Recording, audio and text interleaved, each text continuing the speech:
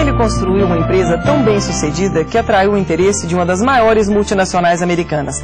A proposta foi tão boa que ele vendeu o negócio, mas o sangue de empreendedor não deixou o dinheiro ficar parado no banco.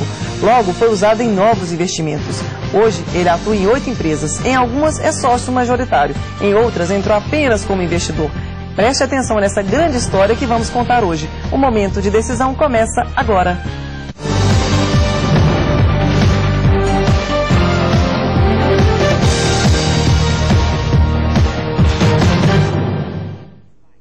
Ele se tornou autossuficiente aos 18 anos.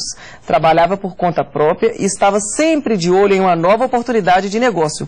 Em 1990, ele se tornou conhecido no Brasil todo ao criar a primeira fábrica de pão de queijo de atuação nacional, a Forno de Minas. Está conosco o empresário Helder Mendonça. Helder, é um prazer tê-lo aqui no Momento de Decisão.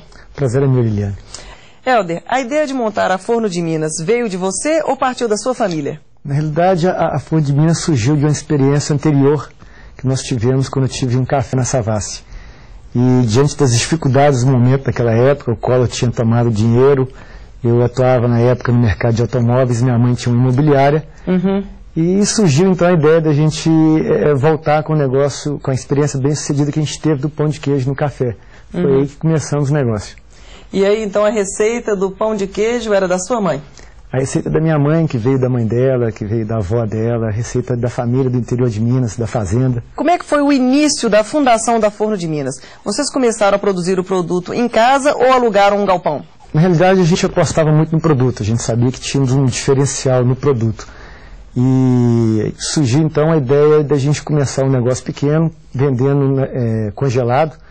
Então montamos uma pequena fábrica, um espaço pequeno com 2 funcionários. Para a gente experimentar o mercado, foi para a gente ter a primeira experiência com o consumidor no ponto de venda, e assim que começou a história. E na época, o nome, né, Forno de Minas, vocês acharam que o mercado seria mais o mercado de Minas Gerais, ou vocês estavam de olho já em São Paulo, no Rio, já pensavam no mercado nacional? Na realidade, a gente tinha a ambição de ter um negócio até mais que nacional, um negócio que fosse internacional, que o pão de queijo pudesse ser um negócio de âmbito global. Mas a gente sabia que a gente queria criar um vínculo do nome e tudo com as origens do pão de queijo, com a origem mineira. Então por isso criamos um nome que tivesse algum envolvimento com Minas Gerais e tudo, Forno de Minas, quer dizer, para ficar bem claro para o consumidor que é um produto típico e de origem mineira. E vocês fizeram alguma pesquisa para isso? Por exemplo, no mercado de São Paulo, qual que é a imagem de Minas Gerais, qual que é a imagem do pão de queijo? Porque no boca a boca todo mundo percebe que o pão de queijo é um produto mineiro mesmo. Vocês fizeram essa pesquisa? Como é que foi? Não, Liliane, nós começamos um negócio pequeno, quer dizer, a gente tinha boas expectativas, mas como era uma demanda pequena de investimento. E quase que nós fizemos um teste. Nós começamos uma fábrica artesanal e procuramos um ponto de venda para poder experimentar o produto com o consumidor. E com muito pouco investimento inicial e tudo, não fizemos nenhuma pesquisa. Foi mais assim, na tentativa mesmo. Vamos montar para a gente ver o que dá. Vamos montar, quer dizer, a gente tinha a expectativa de ter um produto muito bom. A gente sabia que o mercado de congelado ainda era um mercado pequeno na época. Quer dizer, produtos congelados no Brasil tinham basicamente almôndega e hambúrguer. E a gente queria experimentar, queria levar para o mercado um produto que a gente gostava, que a gente consumia dentro da casa da gente, que a gente apostava que tinha um potencial de crescimento. Na hora que você sentiu que estava crescendo, quando você começou então a vender para São Paulo, a vender para o Rio, você então fez um planejamento estratégico já visando vender a fábrica ou ampliar, e você começou a fazer esse planejamento? Bom, quando a gente teve essa primeira experiência no mercado e a gente pôde ter algum número para a gente poder projetar esse número e avaliar qual que era o potencial do mercado nacional, a gente tinha uma dúvida, porque nós tínhamos já um bom resultado em Minas Gerais, quer dizer, a gente estava vendendo bem, o produto tinha, nessa época a gente não tinha marketing, então era no boca a boca, mas a repercussão era muito positiva, as vendas eram crescentes, e a gente ainda tinha um pouco ainda de receio se ainda era um produto muito regional, se o pão de queijo, em função de ser um produto de produção regional, se a gente ia ter dificuldade em outros estados. E então nós começamos a primeira expansão, a primeira filial que nós abrimos foi no Rio de Janeiro. Sim. e teve uma repercussão muito positiva. Coincidiu naquela época que tinha entrado o governo de Itamar. Sim. E aí o Pão de Queijo ganhou aí um marketing nacional aí de graça com a República do Pão de Queijo, né, como foi conhecido o governo de Itamar. A gente explorou isso na época. Uma das primeiras campanhas que nós fizemos foi Fone de Minas mais gostoso da República. Sei. E então acho que surgiu quase que uma curiosidade nacional a respeito do Pão de Queijo. E o foco, né? Minas Gerais estava em foco, né? Minas Gerais estava em foco, com Itamar, com a República do Pão de Queijo. E a gente explorou um pouco isso, e isso acho que com essa experiência do Rio de Janeiro, a gente realmente sentiu e pôde realizar que o produto realmente um produto que a aceitação era nacional, quer dizer, todo mundo que experimentava gostava, e a coisa foi acontecendo. Nessa época você já era formado em administração de empresas? Já era formado. Bom, então nessa época, fazendo um comparativo, quando vocês venderam a fábrica faturava 70 milhões, né, por ano. Por ano. Quando você começou, no primeiro ano, qual foi seu primeiro faturamento? Na verdade, nos primeiros 6 meses, como a gente ainda estava ainda focado em um ponto de venda só, experimentando, era quase que irrisório o faturamento. Quer dizer, a gente fabricava, quando nós vendemos a fábrica, fabricávamos 70 mil quilos por dia. Sim. No primeiro ano nós fabricávamos 50, 100, depois foi para 200 quilos por dia. Quer dizer, era muito artesanal, muito manual, processo. Qual que foi o ano que você acha que foi o grande salto? Algumas coisas foram importantes na história da Fone de Minas. Quando nós começamos assim, a consolidar um pouco o nome, a marca, e ter um pouco de projeção, e começamos um trabalho fora, na Bahia, no estado do Rio de Janeiro, que a gente estava instalado numa fábrica pequena de 300 metros quadrados, e a gente sabia que a gente tinha que dar uma grande virada, que nós tínhamos que melhorar os processos de produção, e que nós tínhamos que ter uma condição de espaço e uma capacidade de produção muito maior para a gente dar o grande salto. Nessa época nós produzíamos 2, 3 mil quilos de pão de queijo por dia, e tínhamos no processo de produção quase 120 pessoas envolvidas. Era muito manual, e sabíamos que a gente tinha que transformar aquilo numa indústria de fato. Então nós fizemos um plano de negócios, onde a gente demonstrava o potencial do negócio, a rentabilidade e tudo, e conseguimos com isso fazer um financiamento no BNDES para construirmos uma nova fábrica. Sim. Aí nós saímos de uma fábrica de 3 mil metros, fomos para um terreno de mais de 30 mil metros, com quase 5 mil metros de área construída, pesquisamos equipamentos no exterior, mudamos processos, melhoramos matéria-prima, e essa acho que foi assim, uma grande transformação. Nós saímos de uma pequena fábrica para um negócio de grande capacidade. E nessa época, então, você percebeu esse perfil seu de gestor, né? Porque é claro que sempre, né, que o empresário, né, pega um financiamento, que vislumbra o crescimento do negócio, existe um risco. E você não teve medo, não mediu esse risco? Como é que foi? Na realidade, quando a gente tem uma empresa, qualquer negócio que cresce num ritmo muito grande, a gente está sempre trabalhando no limite. Quer dizer, na realidade a gente acaba comprometendo já o que você ainda vai faturar no mês que vem. Né, em investimentos, em tudo. E a Fone Minas sempre funcionou assim. E a gente sempre teve a felicidade de estar sempre muito mais tendo que administrar capacidade de produção do que venda. O produto sempre vendeu muito bem, a gente estava sempre abrindo novos mercados, e a receptividade sempre era muito boa.